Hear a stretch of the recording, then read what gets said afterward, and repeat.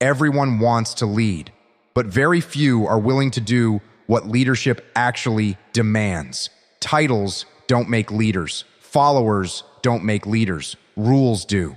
And there's one rule that stands above them all. This isn't about motivation. It's about responsibility, the kind that either builds empires or destroys them. Let's talk about the number one leadership rule.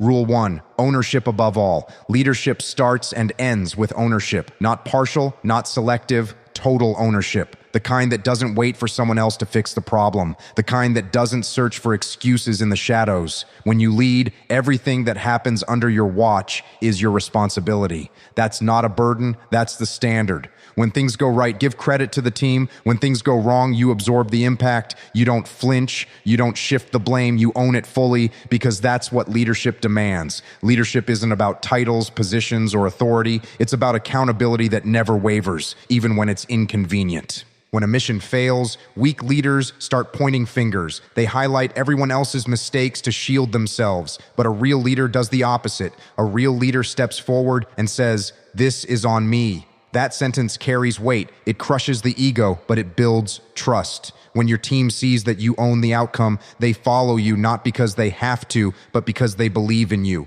Ownership creates a culture where excuses die and responsibility thrives. It sets the tone. It tells everyone that mediocrity won't be tolerated, and accountability is the foundation of everything. Ownership isn't just about the big decisions. It's about the smallest details, the discipline to prepare, the awareness to anticipate problems before they explode, the humility to admit when you didn't communicate clearly enough. It's understanding that if someone on your team fails, you failed to train them, guide them, or lead them effectively. There's no escape hatch, no fallback plan where you get to wash your hands of it. When you lead, you carry the weight, and you carry it willingly. This mindset changes how you approach every situation.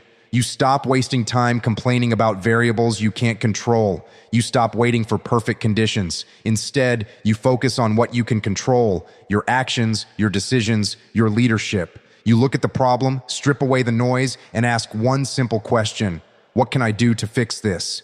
That question turns blame into action, frustration into strategy, and setbacks into stepping stones. Ownership above all means standing in the center of the storm and taking responsibility for the direction the ship sails, no matter how rough the waters get. Rule 2, lead yourself first. Before you lead anyone else, you have to prove you can lead the person staring back at you in the mirror. That's where leadership truly begins. Not in the boardroom, not on the battlefield, not in front of a team.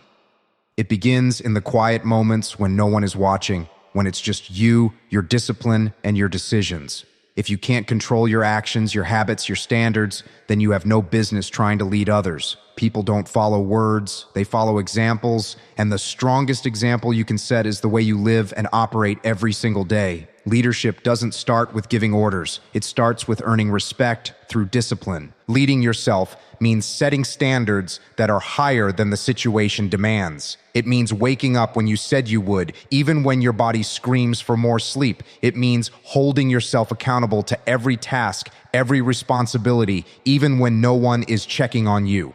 It's easy to demand discipline from others while cutting corners yourself, but true leadership leaves no room for hypocrisy. If you want others to show up strong, you show up stronger. If you want others to execute under pressure, you execute with precision, no matter how uncomfortable it gets. You become the standard that everyone else measures themselves against, not because you tell them to, but because your actions leave no doubt. When you lead yourself first, you build internal credibility.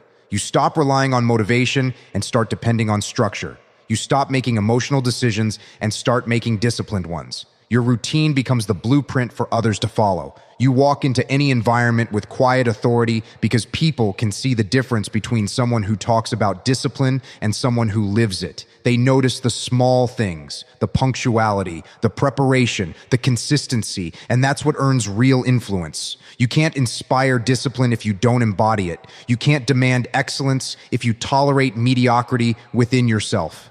Every day is a test, and the first person you must pass that test with is yourself. When chaos hits, your team will mirror your behavior. If you panic, they panic. If you stay composed, they follow that lead.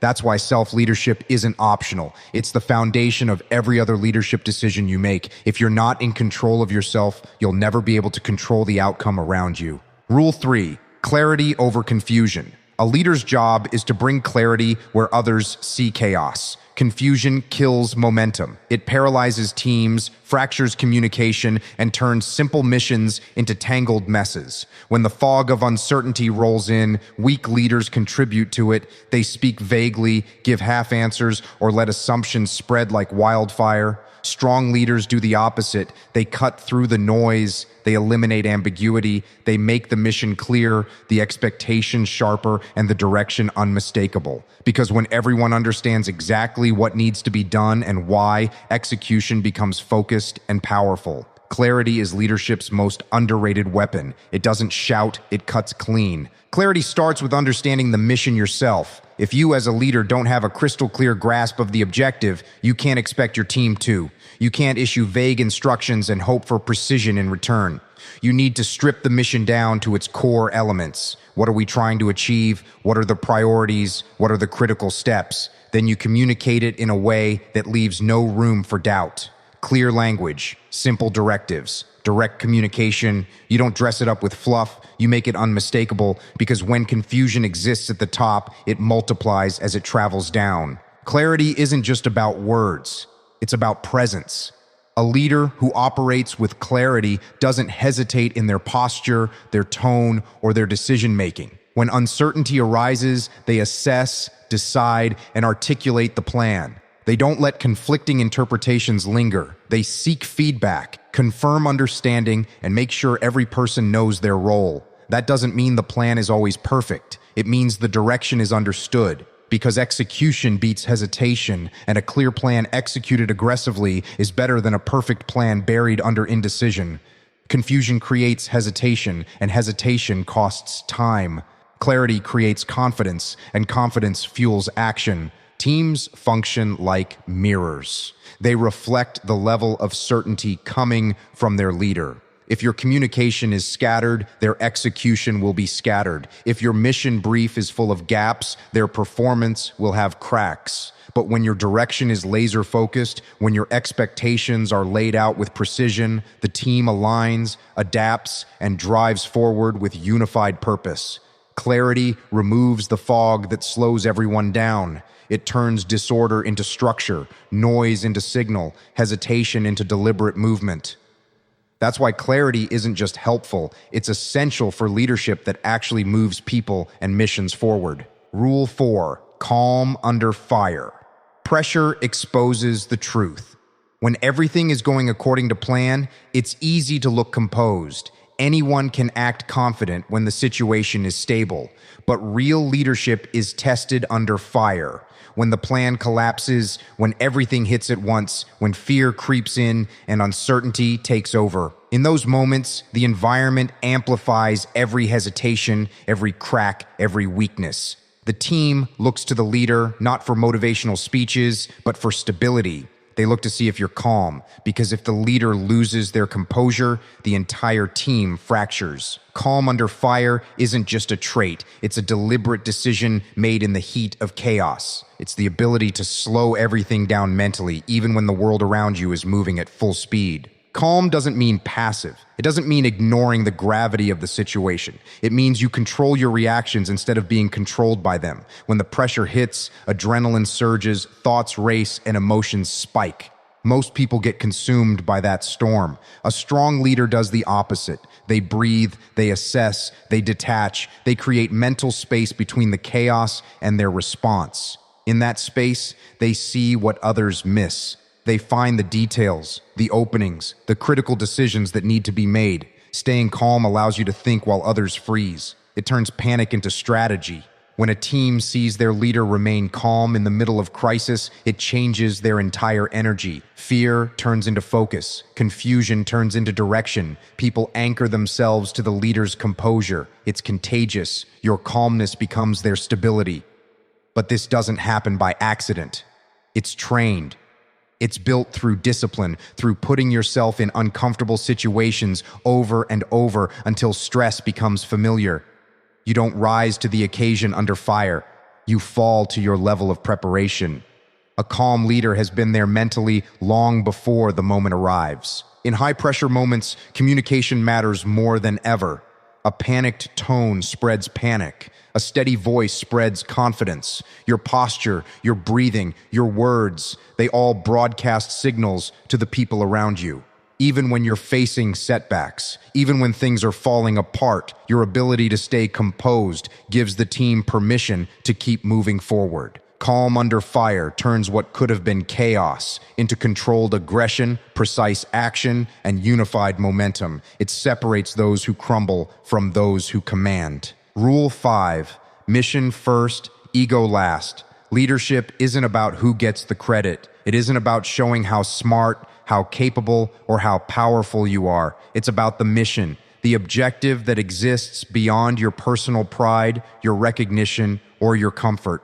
When a leader puts ego first, the team suffers. Decisions get clouded by personal agendas. Communication breaks down. Pride becomes a higher priority than results. The mission falters. But when a leader sets ego aside, the focus shifts entirely to what must be accomplished, and everything else becomes secondary. That single-minded commitment to the mission above all else separates good leaders from great ones.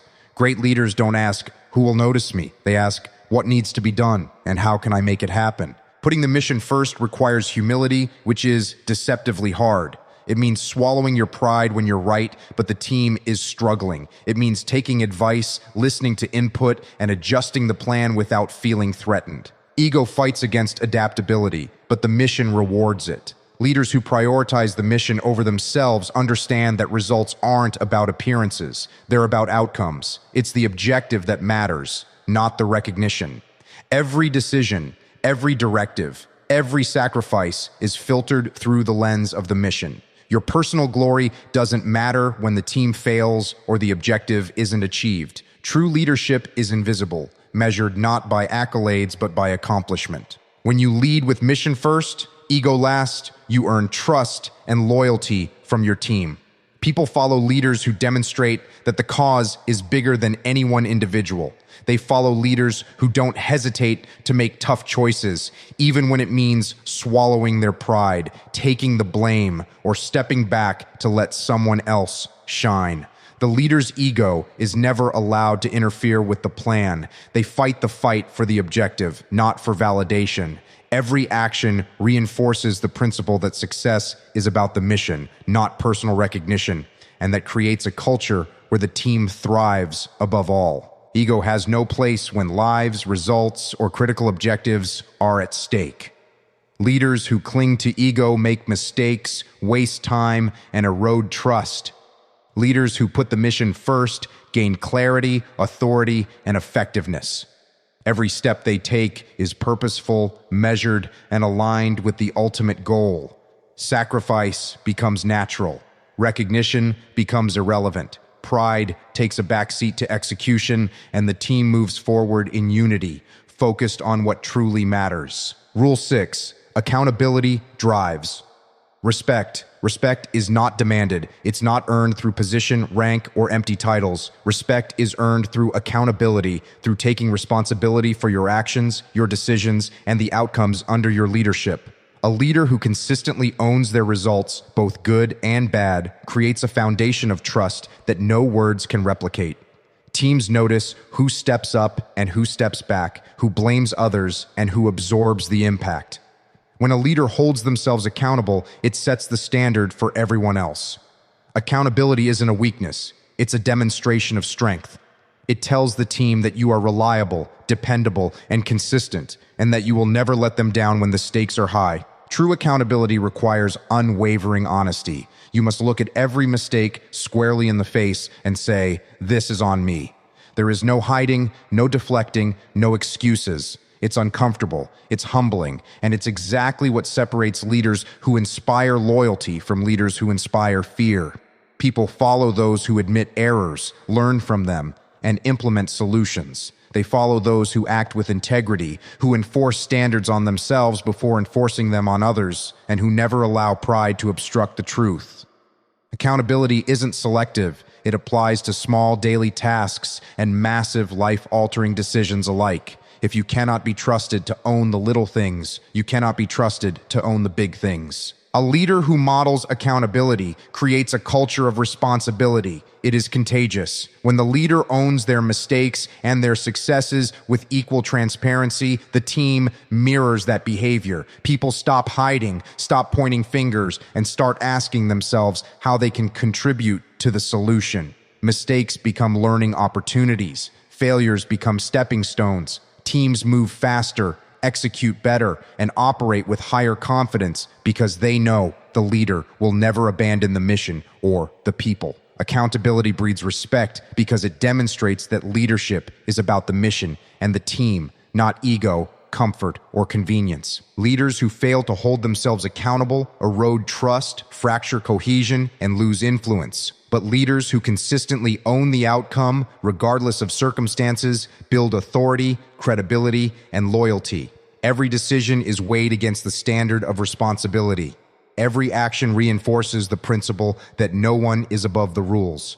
When accountability drives behavior, respect naturally follows. It is not given lightly, but earned every day through consistent, disciplined ownership, clear communication, and relentless follow-through. If you want, I can now combine all 6 expanded keynotes into a single, powerful, full-length script in a Jocko-style video-ready format for the #1 leadership rule video, complete with intro and hooks. This will make it a complete motivational piece. Do you want me to do that next? Leadership isn't a title. It isn't a position. It's a responsibility, a weight you choose to carry every single day. You lead when you take ownership. You lead when you hold yourself to the highest standards. You lead when you put the mission above your ego. Stay calm when chaos erupts and hold yourself accountable for every outcome.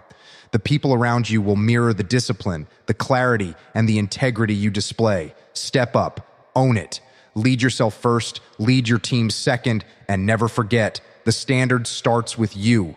Leadership is earned in the quiet, in the hard moments, in the decisions no one else sees. And when you commit to that rule, you don't just lead. You become the leader others will follow without question.